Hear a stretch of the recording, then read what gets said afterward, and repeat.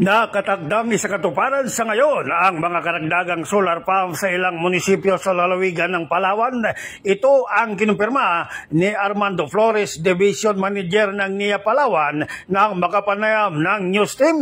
Anya na sa taong 2026 ay may mga proyektong nakalatag katulad ng repair at mga karagdagang solar pump na siyang tinututukan umano ng kanilang administrator. Sa ngayon pong 2026, meron po tayong mga program na repair, tapos yung mga bagong project, and then ang ating administrator ay nakatutok sa solar pump irrigation project. Kaya dito sa Palawan, ang dami nating project na solar pump. Anong CY 2024, almost 40 units, and then ngayon 2025, 20 units, kaya dahil mapalag po tayo dyan, dami natin solar pump irrigation project. Kasi po yun ang gusto ng ating administrator na hindi nagagamit ng diesel para matagdagan pa ang kita ng ating mga magsasaka. Kaya ito po, tuloy-tuloy po yung mga project natin sa solar.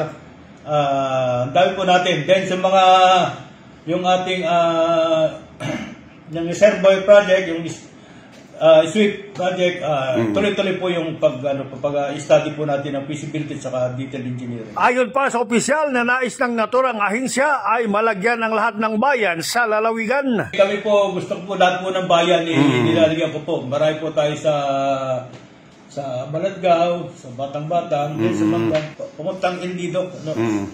Marami po tayo dyan kahit kung mga operation na po yung iba. Samantala, dahil naman sa usapin ng mga proyektong patubig na hindi natatapos, ay nilinaw din ito na kung ano lang ang natapos ng kontraktor, ayon din ang kanilang binabayaran. Yung ating 500 million project, yung po naman almost 40% lang yung accomplishment. Gusto nilang kumolekta. Sabi ko nga, kung ano yung actual accomplishment, yun ang pakukumpra ko sa inyo. And then, doon naman sa Patuiraan Street, po kayong mag-alala, i-repair po namin.